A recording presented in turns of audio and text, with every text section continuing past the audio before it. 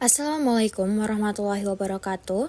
Perkenalkanlah, kami dari kelompok 2 akan mempresentasikan hasil kerja kami terkait dengan konsep dan karakteristik piutang dan metode penghapusan cadangan piutang. Nah, hal ini itu terkait dengan materi mata kuliah akuntansi, keuangan, dan bisnis.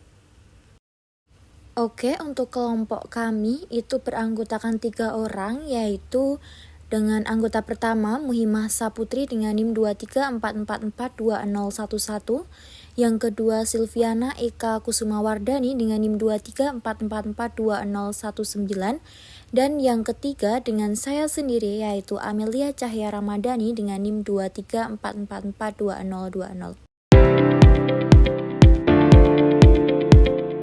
Piutang. Piutang merupakan tagihan si penjual kepada si pembeli, di mana piutang ini timbul apabila perusahaan memberikan pinjaman sejumlah uang atau jasa atau lainnya kepada pihak lain atau pihak si pembeli. Piutang terbagi menjadi 3 jenis. Yang pertama ada piutang usaha. Piutang usaha adalah tagihan perusahaan kepada konsumen yang melakukan transaksi secara kredit. Yang kedua ada piutang wesel.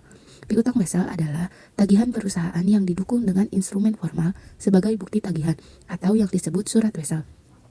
Yang ketiga, ada piutang lain-lain. Piutang lain-lain adalah semua tagihan perusahaan yang bukan piutang usaha dan piutang wesel. Bagaimana sih pengakuan piutang usaha itu? Mari kita lihat contoh.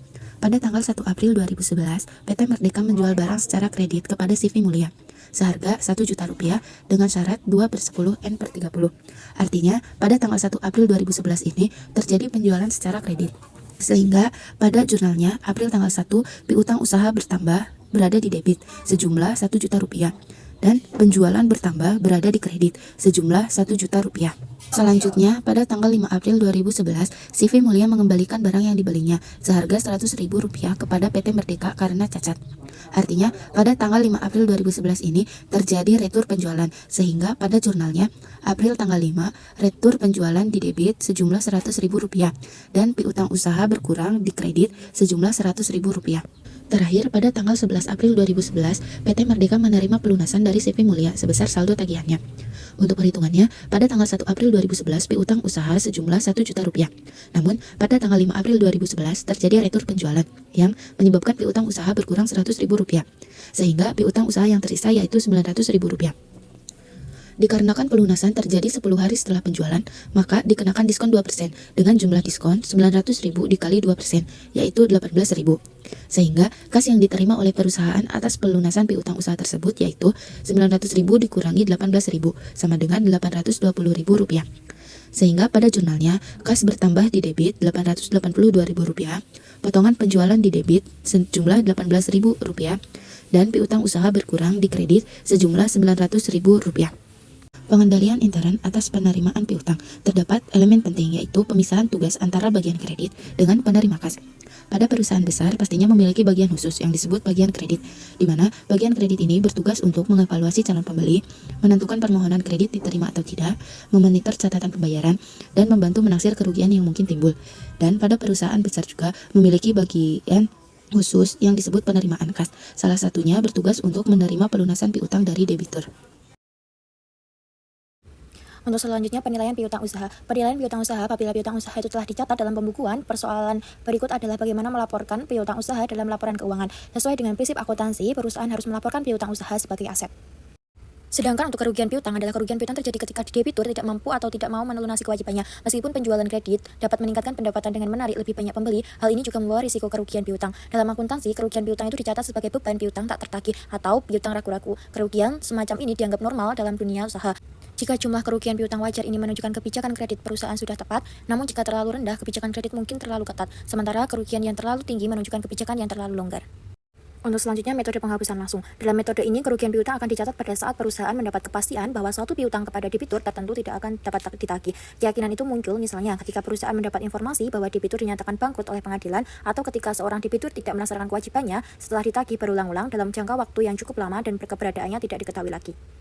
Untuk selanjutnya, metode cadangan. Dalam akuntansi, metode cadangan untuk piutang digunakan untuk mencatat potensi kerugian akibat piutang yang tidak dapat ditagih atau bad debts. Metode ini memastikan perusahaan mengakui kerugian piutang sejak dini, bahkan sebelum diketahui secara pasti piutang mana yang tidak dapat ditagih. Selanjutnya, yaitu dasar yang digunakan dalam metode cadangan itu ada 3. Yang pertama, metode persentase penjualan. yang kedua metode persentase piutang, dan yang ketiga metode umur piutang. Nah, dalam metode cadangan tadi kan, yang pertama ada metode persentase penjualan. Metode ini berdasarkan asumsi bahwa persentase tertentu dari penjualan kredit akan menjadi piutang tak tertagih. Perusahaan memperkirakan jumlah piutang tak tertagih sebagai persentase dari total penjualan kredit selama periode akuntansi. Contohnya nih, jika perusahaan memperkirakan 2% dari penjualan kredit sebesar 100 juta akan menjadi piutang tak tertagih, maka beban piutang tak tertagih sama dengan 2% kali 100 juta. Hasilnya kan 2 juta. Kalau dijadikan jurnal, jadi beban piutang tak tertagih itu di debit sebesar 2 juta. Terus kreditnya itu cadangan kerugian piutang sebesar 2 juta. Yang kedua, ada metode persentase piutang. Nah, metode ini didasarkan pada jumlah saldo piutang di neraca pada akhir periode. Maka, perusahaan memperkirakan jumlah piutang tak tertagih sebagai persentase dari saldo piutang dagang yang ada. Sebagai contoh, jika perusahaan memiliki saldo piutang sebesar 50 juta dan memperkirakan bahwa 5% dari piutang tersebut tidak akan tertagih, maka cadangan piutang tak tertagih yang dibutuhkan itu 5% dikali 50 juta, maka hasilnya jadi 2.500.000. Jika cadangan saat ini hanya 1 juta, maka diperlukan tambahan senilai 1.500.000. Nah, jika dijadikan jurnal nih, maka debitnya itu beban piutang tak tertagih senilai 1.500.000 dan kreditnya itu adalah cadangan kerugian piutang sebesar 1.500.000 juga.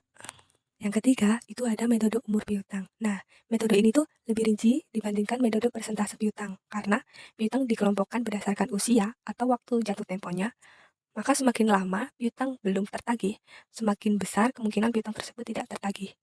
Nah, sebagai contoh, jika piutang yang berusia lebih dari 90 hari, diperkirakan 20% itu tidak tertagih, dan piutang dalam kelompok ini berjumlah 10 juta, maka cadangan untuk piutang lebih dari 90 hari itu sama dengan 20% dikali 10 juta, maka hasilnya jadi 2 juta. Yang terakhir, manfaat dari metode cadangan itu ada 3. Yang pertama itu penyajian laporan keuangan yang akurat. Yang kedua, penyelarasan dengan prinsip akuntansi berterima umum atau GAAP. Dan yang terakhir, manajemen resiko. Oke, untuk yang terakhir yaitu kesimpulan, yaitu akuntansi untuk piutang adalah proses penting yang melibatkan pengakuan, penilaian, pencatatan, dan pelaporan piutang yang dimiliki perusahaan. Metode cadangan untuk kerugian piutang membantu perusahaan menghadapi risiko piutang tak tertagih dan menjaga laporan keuangan yang lebih akurat serta transparan. Manajemen piutang yang efisien akan mendukung stabilitas arus kas perusahaan dan mengurangi risiko kerugian finansial. Akuntansi Jilid 2 edisi 7, AI Haryono Yusuf dari Universitas Gajah Mada.